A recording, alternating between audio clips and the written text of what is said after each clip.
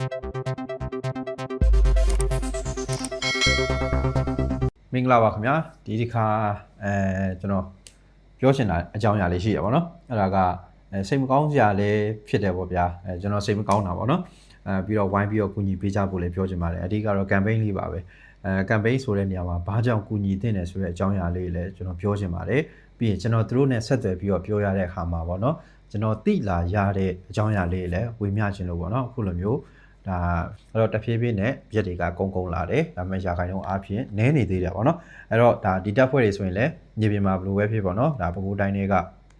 စစ်စင်ရေးတွေမှာပါဝင်တိုက်ခိုက်နေတဲ့တက်ဖွဲ့တွေလည်းဖြစ်တယ်ပေါ့နော်ပြီးတော့ဒီရှေ့ကာလတွေမှာကိုပဲတိုက်ပွဲတွေဝင်ခဲ့တာရှိတယ်ပဲခူးတိုင်းတာယာရီခိုင်နတလင်းမြို့နယ်ဒါဗန်ပွေးကုန်းရွာကတိုက်ပွဲတွေအင်အား150ပါပါတယ်ဆိုတဲ့စစ်ကြောင်းကို drone တွေမြေပြင်တိုက်ခိုက်ရေးတပ်တွေနဲ့ပူးပေါင်းပြီးတော့ပေါ့နော်ဒါစစ်စင်ရေးဆင်နွှဲခဲ့တဲ့အကြောင်းအရာတွေလည်းရှိတယ်အဲ့လိုမျိုးအကြောင်းအရာတွေမှာဆိုအဲ့တိုက်ပွဲမှာဆိုရင်စစ်ကောင်စီဘက်ကပုံသွားတာမျက်မြင်ကြည့်ပဲအယောက်20လောက်ရှိတယ်ဒီလိုမျိုးပေါ့နော်အားရစရာအကြောင်းအရာတွေရှိတယ်အားရစရာအောင်ပွဲတွေရှိပါဝင်တိုက်ခိုက်ခဲ့ကြရလဲအများကြီးပဲရှိပါတယ်ပြီးတော့ဒီတပ်ဖွဲ့တွေနဲ့ကျွန်တော်စကားပြောခွင့်ရခဲ့တယ်ပေါ့နော်စကားပြောဖို့အတွက်တောင်မှတော်တော်ခက်ခဲတယ်ဗျာဒီလားအဲ့လို line မကောင်းတော့ပေါ့နော်ဘယ်လိုပဲချိန်ဒီမှာဆိုရင် line မကောင်းဘူး line ရတဲ့နေရာအထိကိုဘယ်လိုလေးသွားပြီးတော့ဘယ်လိုမျိုးပြောဖို့အတွက်ဘယ်လိုဆက်သွယ်ရပါတယ်ပေါ့နော်ကျွန်တော်တို့မျက်နှာလေးမြင်ဖို့အတွက်မိတ်ဆက်ဖို့အတွက်လုပ်တဲ့ချိန်မှာပဲမျက်နှာဖွင့်လိုက်ပြီးဆိုတာနဲ့ပေါ့နော်ရှိတယ်ပေါ့ဗျအဲ့တော့ဒါစိတ်မကောင်းစရာတွေလည်းအများကြီးပဲပေါ့နော်ခရိုင်တစ်ခုလုံးမှာပေါ့နော်ဒါမြို့နယ်ပေါင်း28မြို့နယ်ရှိတယ်အဲ့မှာရှိပါဆိုတဲ့ဒီတိုက်ခိုက်ရေးအဖွဲ့တွေအကုန်လုံးအတွက်ဒီစာနာရိတ်ခါတွေစေဝါတွေစစ်သုံးတောင်ပစ္စည်းတွေပေါ့နော်ဒီလိုမျိုးလိုအပ်ချက်တွေကိုဖြည့်ဆည်းနိုင်ဖို့အတွက်ရည်ရွယ်ပြီးတော့ဒီ campaign လေးကိုလုပ်တာဖြစ်တယ်အဲ့တော့ရိတ်ခါကလည်းလိုအပ်တယ်ကျွန်တော်သိရတဲ့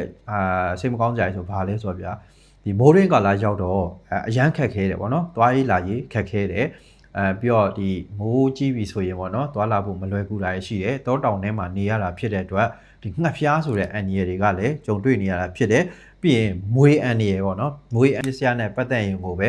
ဒီတပ်ဖွဲ့တွေအောင်မြင်လာတဲ့အောင်ပွဲတွေမှာထုတ်ပြန်လာတဲ့ရုပ်သံတွေပြီးရင်ဓာတ်ပုံမှတ်တမ်းတွေမှာကြည့်ရင်သိတာစေတယ်ပေါ့နော်ချို့ဆိုရင်ညက်ဖက်နှက်လေးတွေနဲ့ပေါ့နော်အခုကျွန်တော်တို့စကားပြောရတဲ့အချိန်မှာကိုပဲတပ်ဖွဲ့တွေကပေါ့နော်တက်ခွဲတစ်ခွဲလုံးမှာ uniform 10စုံတောင်မရှိတဲ့ပုံစံမျိုးတွေလည်းတွေ့ရတယ်ပြီးတော့ဒီ point ဖက်နှက်တွေဘာတွေထားလိုက်အောင်ပေါ့နော်လုံးဝချင်ညက်ဖက်နှက်နဲ့တိုက်ပွဲဝင်နေတဲ့ရဲဘော်တွေအများကြီးရှိတယ်ပြီးတော့ဒီကြောဘိုးအိတ်တွေဘာတွေညာတွေခင်မိတဲ့ဟာတွေထားလိုက်အောင်ပေါ့နော်လွယ်အိတ်ထဲမှာကိုပဲစီစစ်သုံးဆောင်ပစ္စည်းကကြည်တို့ပါတော့အကုန်လုံးအဲ့ထဲကိုကျုပ်ပေါ့နော်အဲ့တော့ဒီ campaign လေးမှာပါဝင်လိုက်တဲ့ဟာက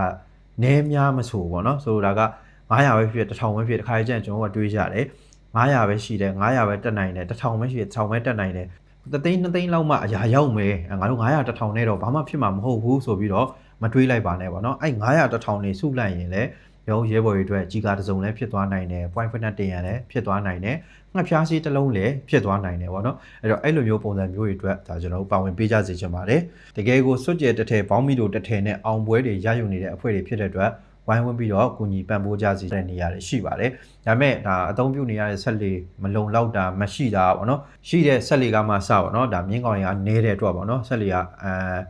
ထားလိုက်တော့ပေါ့နော်။တိုက်ပွဲသွားလိုက်တယ်။အစုံဆိုရင်တော့ကိစ္စမရှိဘူး။အဆန်ဆိုရင်ပြဿနာတက်တဲ့ကိစ္စမျိုးတွေပေါ့နော်။ဆက်လေကဒီနေရာကနေတော့မရွေဘူးဆိုတော့ကိစ္စမျိုးတွေလည်းအခက်အခဲတစ်ခုအနေနဲ့ကြုံနေရတာရှိပါတယ်။အဲ့တော့ကျွန်တော်တို့လည်းတက်နိုင်သလောက်ပါဝင်ပါမယ်။မြို့ရပြည်သူတွေအနေနဲ့လည်းတက်နိုင်သလောက်ပါဝင်ပေးကြပါလို့ဒါကူညီတောင်းတဲ့အခါမှာပေါ့နော်။ညို့ငယ်နဲ့တောင်းရတယ်ဆိုတဲ့ဟာပေါ့နော်စိတ်ထဲလည်းမကောင်းဘူးပေါ့ဗျာအဲ့တော့ဝိုင်းပြီးတော့